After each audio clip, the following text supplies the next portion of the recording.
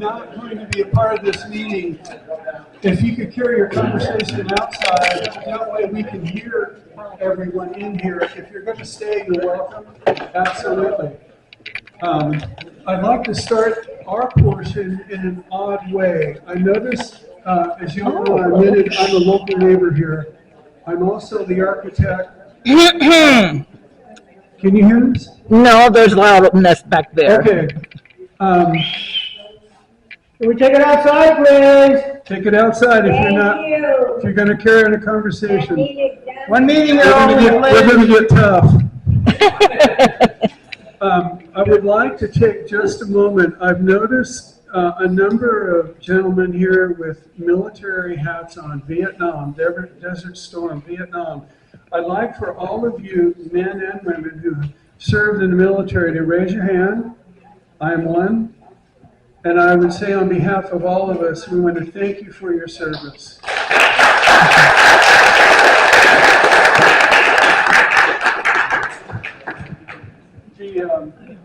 This next project is the owner, Glen Aery. Hello. Glen? Local. Glen has lived on East Benton for 25 years. And if Ben wishes to, he'll give you a little history. I got a hat at the top of this thing of himself. And then this is my partner in our firm of Axis 3 Architects out of Temecula. Josh was raised and rode his bicycle and horses across this property over the years with his brother and sister. We moved here when there was probably only a couple homes. Dan Straub at the time owned the property, and I was on my bicycle. We were in the process of buying property in, of all places, up in Cherry Valley. And I came up over the hill, and my buddy and I said, let's take a dirt road. So we went down the Sycamore, actually it was Mark Trail. And it opened up in this beautiful valley, and I thought, oh my gosh, what is this? And Dan Straub was out there with some friends putting on fencing. So I introduced myself, and he said, what do you want? And I said, well, I'd love to buy some property. And he looked at me and he goes, then go pick one out. Go get one. And so we did. So here we are. This project, it's called Sage Valley Reserve Medical Cannabis. And it is an entirely unique because it's 100% indoor facility. Completely secure, security systems. Glenn was even telling me that, we were talking about water in this previous project. Well, the water here is a dehumidification process. So the water, 80% of it's used, the water is generated within the facility. It's not really water being taken from the ground, which is amazing. It's solar compliant. And so there's 3 buildings that will be on it, and it's located in a position where if you weren't looking for it, you wouldn't even see it. It's very secluded, and of the 10-acre site, 5 of it will be designated as for a habitat. In other words, you can't develop it. It'll be left natural. That's over half the site. And so, and I'm going to turn this over to Josh here in just a moment. Well, actually, I'll do it right now. How's that? Then we'll take your questions when we're all finished. Thank you. Hello, everyone. Again, I'm Josh Sigler with Axis 3 Architects. I'm just going to touch upon a couple of other information within that project. There's no signage that's going to be on the property that alludes to cannabis or any sort. It just says Sage Valley Reserve. So it's very discreet. When you see it, you're just going to pretty much go, oh, that's a couple barns. Like we said, it's fully secure. There's 8-foot fencing that will go all around the place that's fully covered with cameras. And the difference from what he's trying to do, which is the legal way to compare to where a lot of folks out here might see, is there's a lot of illegal growing going on, and it can bring a lot of bad crowd. We want to steer the valley away from that. So Glenn's following the rules here, and we're helping guide him with input from locals, because we care as well. So again, I've been here for over 40 years. Steven's been in the valley for 50 years. Glen's been here for over 20 years. And so again, we just were looking for your guys' support for his project. We've already submitted our initial plans. Our plans are in the back there. Everything is actually engineered. We've gone through all of it. So we're literally just about to go to public hearing and complete our plans. So if you have questions down to the specifics, we have the answers. Well, don't forget to mention, it's not open to the public, so. Yeah, this is not open to the public.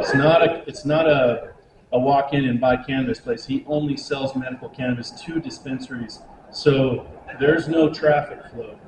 He has 7 employees, so there's not an impact environmentally for the neighborhood. And the hours. And the hours, well, he's growing 24/7 because it's all indoor. There's no light pollution, so no lights even on the outside of the building are pointing up because we're in the Palomar ordinance zone. So it's very conscientious of his neighbors even. You know, he even talks to his neighbors going, hey, if I'm doing this, I'm going to make sure that my doors don't face this way. We have even filtration on the airflow. So when the doors do open, it's not going to be going, whoa, there's a bunch of weed growing over here and stuff. So he is very conscientious of the neighborhood. And that's what I think when Glenn brought that project to us, we were happy to get on board with that. Go ahead. My question, I'm not sure I understand the difference between cannabis Yeah. and medical cannabis, number one. And could you just quickly explain where this is? Yeah, it's on East Bend Road, and pretty much if you're going down here and you make a right on East Benton, you're going to go up the hill, and it's right at the top of the hill. Right when you go past San Ignacio on the left-hand side, it's right off the main road. Yeah. So there's actually Up on the hill, so you really can't see, but you actually see the buildings. but and it's there's kind a of- berm Is there an American flag in front of that? in front of your home. Okay, that's not you There's a guys. home. Okay. His home is there. I know there's and American there's flag a sitting on the a top big of the berm hill. in front of the road between. And there's the a road big bear and on home the and the some property. sign. And so Okay. that berm, it's a good 15 I'd feet high. It's pretty much covering even the discrete building that we're going to have. What's the difference? Oh, yeah, what's the difference? Oh, so there's not a lot of difference. It's more along the lines, and I'm sure, Glenn, you can probably describe this better than I can, but the medical terminology is known that we're going to be testing it and grading it, and it's going to be utilized for dispensaries to use medically.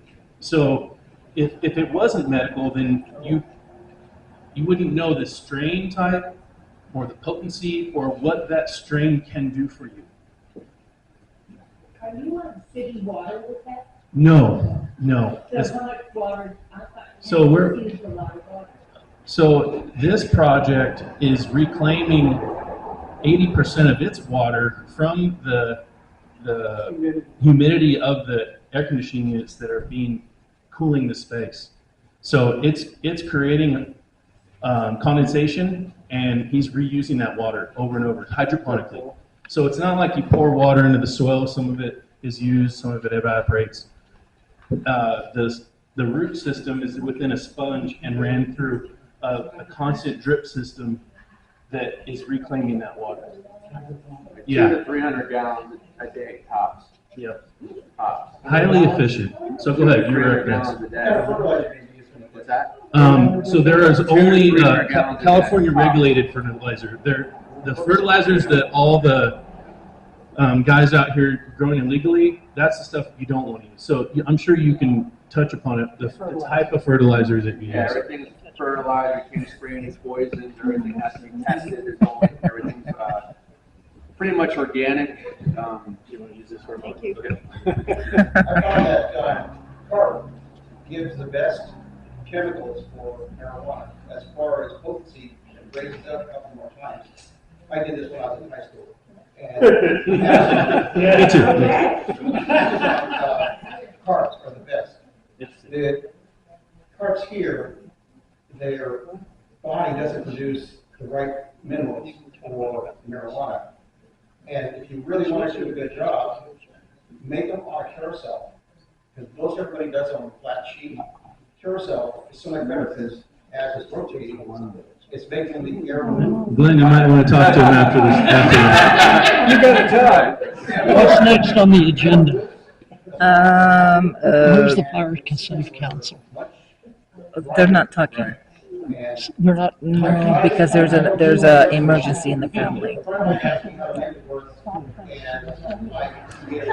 But the Stage Fire Safe Council will be speaking. The Stage Fire Safe Council will be speaking. A new group. That's good. You'll find it.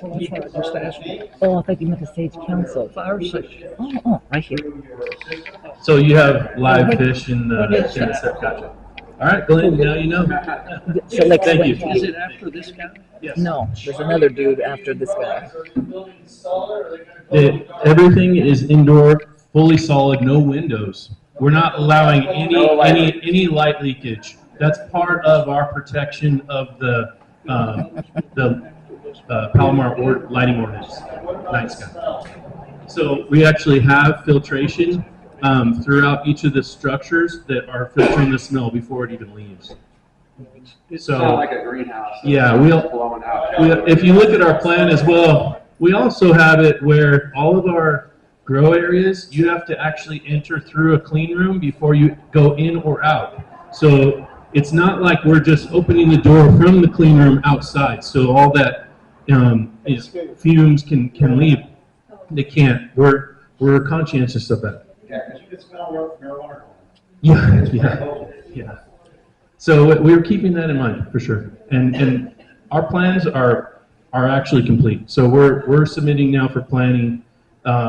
We've submitted to the state. They've asked for the full camera layout. So it's detailed. If you run it through a charcoal swamp cooler, it takes all the fumes out. So you suck it out, run it through the water, the charcoal goes through and it takes I think we got a new consultant on there. What additional things are you gonna do to help our community? Yeah, definitely. So we mentioned in the beginning that half of the project, so it's 9.6 acres. 5 acres of it is given for conservation. So obviously we all care about the environment here. So we're giving that back as a no build zone for forever. Yeah, of course. And second, Glen does have a community plan with the county, and that actually is purely broken down into dollars and cents. He has an agreed deal that as his growth happens, his taxes are based upon that growth. And so he's giving back to the county's needs, and they actually are the ones that are designated to assign where that money goes. So it's not up to us, but we are paying our dues. Would you have any say in doing things like code enforcement and trash removal? We actually do have those in our plan. So on trash removal for our plan, we actually do have to be conscientious. Our trash from plants of any sort don't go in the trash. They're actually put into a secure box indoor, and they're coming picked up by a certified company that pretty much like burns it. When it comes to any of those other ideas that you're having, those weren't proposed from the county to us, but so I don't know how to answer that.